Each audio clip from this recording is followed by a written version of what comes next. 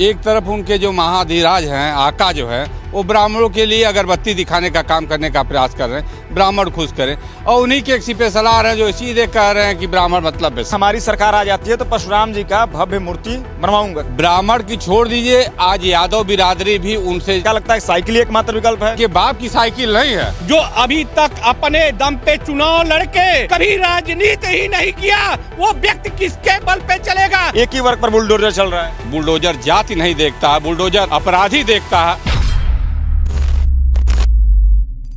नमस्कार, आप देख रहे हैं शाइनिंग इंडिया में प्रशांत मणि भार्गव गोरखपुर में मौजूद हूं। विधानसभा चुनाव होने में मात्र 1 वर्ष से भी कम समय बचा हुआ है। योगी जी के कार्यकाल के 9 साल पूरे हो गए हैं। आरोप प्रत्यारोप का दौर जैसे जैसे विधानसभा का चुनाव नजदीक आ रहा है वैसे बढ़ता जा रहा है। अखिलेश यादव ब्राह्मण सम्मान की बात कर रहे हैं कि ब्राह्मण यदि कहेगा कि दायां पैर निकालो तो मैं दायां पैर निकालूंगा, बायां पैर कहेगा तो मैं बायां पैर निकालूंगा। पर उन्हीं के एक प्रवक्ता जिनका नाम है राजकुमार भाटी, उन्होंने एक बयान दिया कि ब्राह्मण भला न वैश्या, इनमें भला न कोई वैश्या तो भली पर ब्राह्मण भला न कोई। योगी जी का भी बयान आया कि मुसलमानों को मस्जिदों में ही नमाज पढ़ना होगा। इन सभी विषयों पर बातचीत करने के लिए कुछ हमारे साथ मौजूद हैं, उनसे हम जानने का प्रयास करते हैं। क्या नाम है भाई साहब आपका? जनार्दन मिश्रा मेरा नाम है, मैं जिला अध्यक्ष हूँ विश्व हिंदू महासंघ गोरखपुर का। मिश्रा जी, ये बताइए, अखिलेश यादव ब्राह्मण सम्मान की बात करते हैं, पर उन्हीं के एक प्रवक्ता हैं राजकुमार भाटी, उन्होंने ब्राह्मण की तुलना वैश्या से कर दी। कहा कि ब्राह्मण भला ना वैश्या, इनमें भला ना कोई वैश्या तो भली पर ब्राह्मण भला ना कोई। इस पर क्या कहना चाहेंगे? विनाश काले विपरीत बुद्धि, तो इसे कहा जाएगा जब पतन की तरफ जाना है तो ऐसे ही शब्द बोलेंगे। एक तरफ उनके जो महाधिराज हैं, आका जो है, वो ब्राह्मणों के लिए अगरबत्ती दिखाने का काम करने का प्रयास कर रहे हैं, ब्राह्मण खुश करें, और उन्हीं के एक सिपे सलार हैं जो सीधे कह रहे हैं कि ब्राह्मण मतलब वैश्या से तुलना कर रहे हैं। तो आप देख सकते हैं इनकी सोच क्या है, ये कहाँ जाएंगे, धरातल में धरती के नीचे चले जाएंगे, खत्म हो जाएंगे। इनकी जितनी निंदा की जाए, इनके गुरु की जितना निंदा की जाए, अखिलेश यादव को चाहिए तत्काल इनको पार्टी से निकाल दें। उन्होंने ऐसा भी कहा था कि हमारी सरकार आ जाती है तो परशुराम जी का भव्य मूर्ति बनवाऊंगा। क्या लग रहा है उनके इस बयान से ब्राह्मण समाज का कितना प्रतिशत वोट सपा की तरफ चला जाएगा? ब्राह्मण की छोड़ दीजिए, आज यादव बिरादरी भी उनसे छोड़कर भाग रही है, क्योंकि वो पूरे परिवार की तरह घर घराना में है। आज यादवों का उत्पीड़न हो रहा है। आज यादव महाराज जी तरफ आशा भरी निगाहों से देख रहे हैं कि महाराज जी आएंगे तो उनका कल्याण होगा। आज क्या है, कोई जात, हिंदू मुस्लिम सिख ईसाई, सब लोग भय के साथ भयमुक्त होकर रह रहे हैं। यादव दलित वो पीडीए की बात करते हैं, आज पीडीए कहाँ है? पीडीए आज महाराज जी के साथ है, सबको राशन, सबको मकान, सबको दवा, हर चीज़ मिल रही है। तो उनके पास कोई मुद्दा ही नहीं है, तो बिना मुद्दे के मुद्दा विहीन है। तो आज परम पूज्य महाराज जी विकास पुरुष के नाम पर के सारी योजना ला रहे हैं, उसमें बिना जाति बिना धर्म देखे हुए सबके लिए एक समान है। तो यही मेरा कहना है कि अखिलेश तुम निराश हो, काला विनाश का जो चश्मा लगाए हो 2027 में उतर जाएगा। पुनः सफाई में जामे, भैंस में दूध दुहो और चारा खिलाओ। अखिलेश यादव का एक बयान आया था कि साइकिल ही एकमात्र विकल्प है। नरेंद्र मोदी ने बयान दिया था कि आप साइकिल का प्रयोग करें, आप कम से कम डीजल ईंधन का प्रयोग करें। इस पर उन्होंने बयान दिया कि साइकिल ही एकमात्र विकल्प है। क्या लगता है साइकिल ही एकमात्र विकल्प है? अखिलेश के पैदा होने के पहले, देश आज़ाद होने के बाद ही साइकिल चल रही है। जब इनका पैदा ही नहीं हुए तो ये इनके बाप की साइकिल नहीं है। मुलायम सिंह साइकिल लेकर पैदा नहीं हुए थे। ये साइकिल आम गरीब मजदूर किसान की निशानी है साइकिल। क्या गाय सिर्फ आस्था का विषय है या फिर गांवों की अर्थव्यवस्था बदलने की ताकत भी रखती है?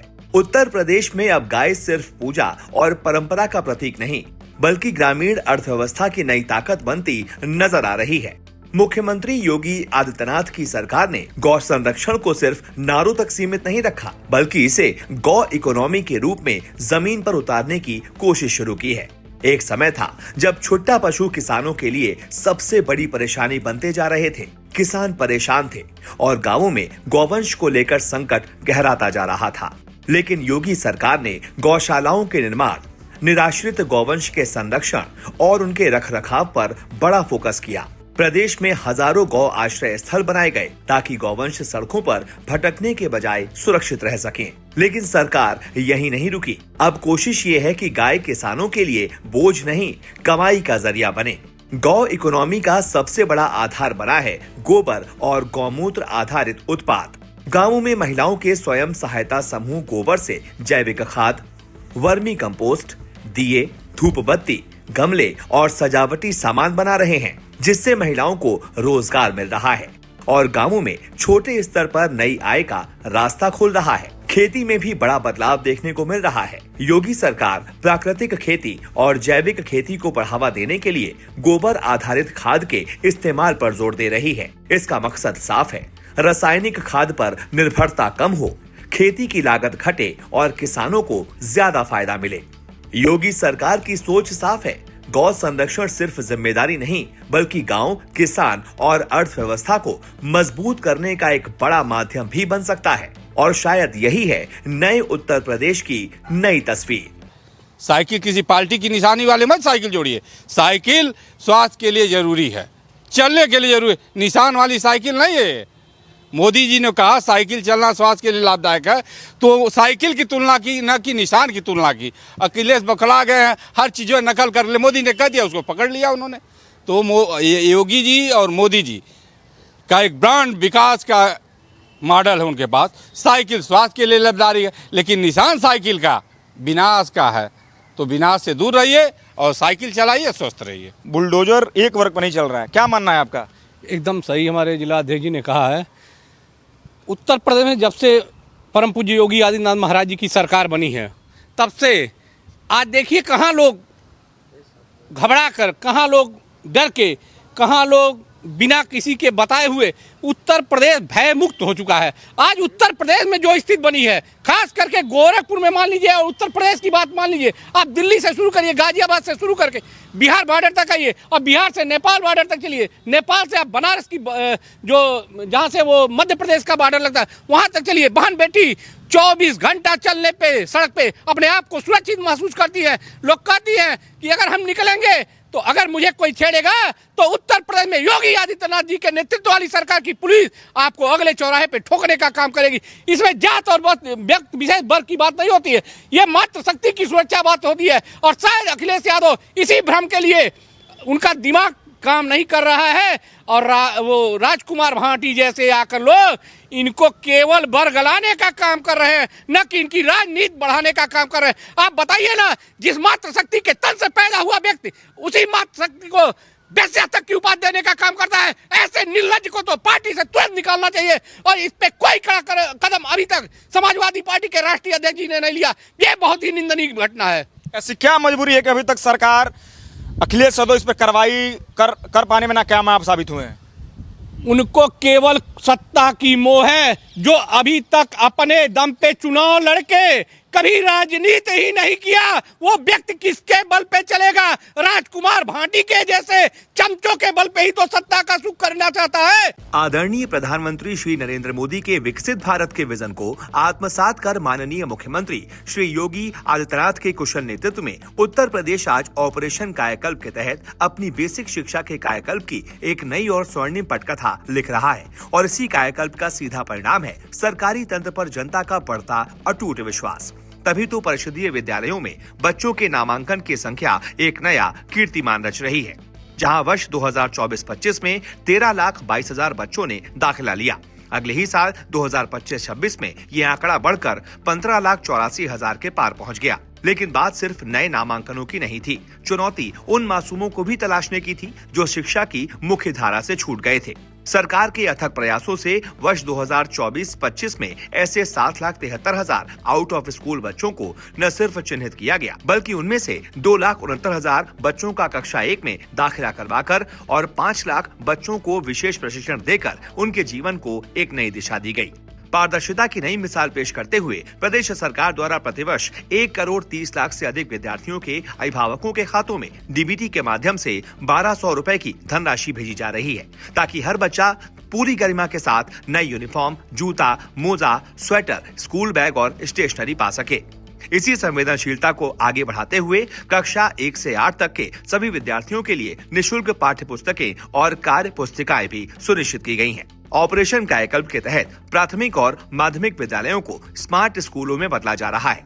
इसके तहत लगभग 30,000 माध्यमिक विद्यालय स्मार्ट कक्षाओं, खेल के मैदानों, उचित शौचालयों, पुस्तकालयों, कंप्यूटर प्रयोगशालाओं, कला कक्षों और अन्य आधुनिक सुविधाओं से सुसज्जित किए जाएंगे। आदरणीय प्रधानमंत्री जी की प्रेरणा और माननीय मुख्यमंत्री जी के अटूट संकल्प से अब उत्तर प्रदेश का हर नौनिहाल पढ़ रहा है और देश के गौरवमयी कल को गढ़ रहा है। आप बताइए ना, जब से परम पूज्य महाराज जी की सरकार बनी है, कहीं भी एक भारतीय जनता पार्टी का कार्यकर्ता अगर किसी बहन बेटी माँ को या कोई आम नागरिक कहने का काम किया हो तो आप बताइए अगले चौराहे पे चाहे वो किसी भी जात का हो, उसे ढेर करने का भी काम उत्तर प्रदेश की पुलिस करती है। आपने पुलिस का जिक्र किया, लेकिन अखिलेश यादव ये भी आरोप लगाते हैं कि पुलिस का पाकिट गर्म करिए तो पुलिस नरम हो जाती है।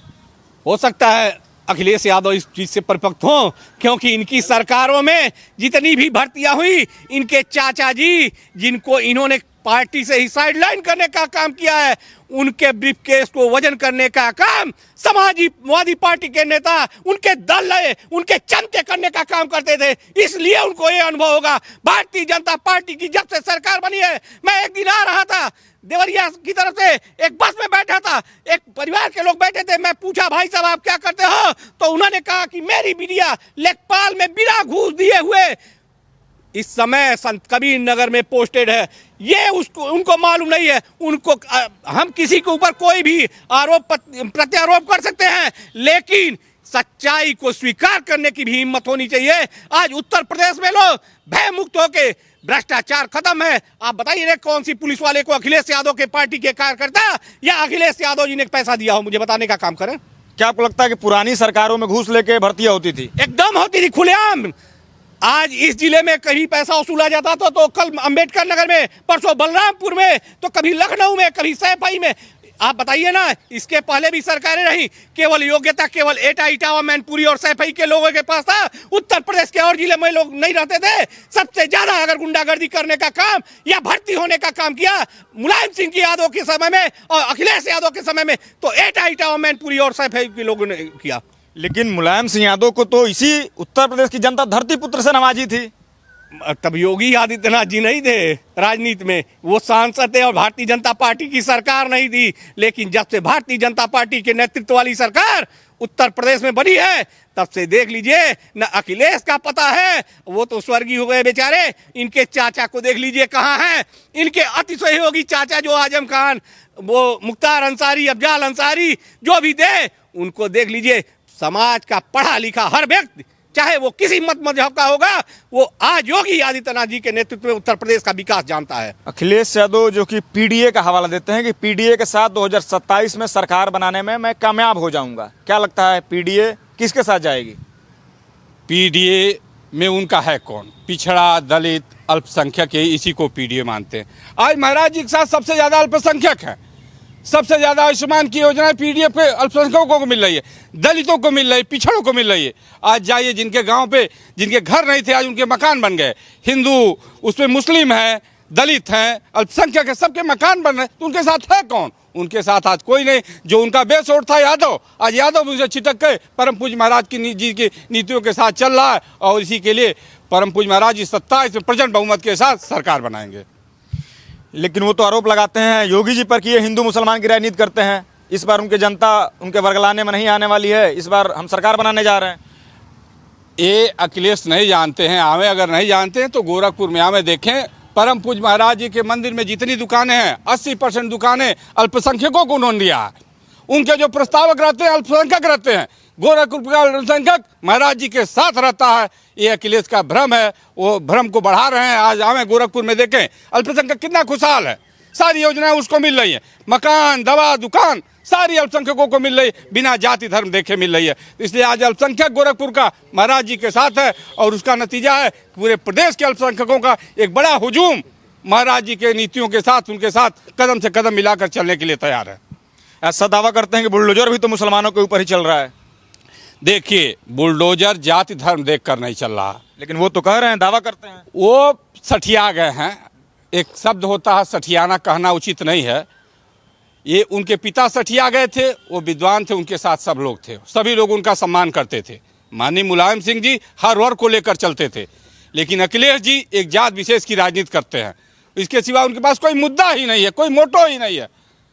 तो इसलिए वो डिस्टर्ब हैं, भ्रमित हैं, उनके पास कोई विजन नहीं है। तो कुछ इस तरह का माहौल कर रहे हैं। सारे लोग महाराज जी के साथ हैं, सारे लोग दूध दही। और देखिए रात दिन रात को जाइए चारों तरफ भयमुक्त होकर लोग चल रहे हैं। परम पूज्य महाराज जी की नीतियों पर विश्वास है और परम पूज्य महाराज जी 27 में प्रचंड बहुमत के साथ। उनका ऐसा भी कहना होता है कि जो इनकाउंटर हो रहा है सिर्फ धर्म जात संप्रदाय को देखकर ही हो रहा है, सिर्फ एक ही वर्ग पर इनकाउंटर हो रहा है, एक ही वर्ग पर बुलडोजर चल रहा है।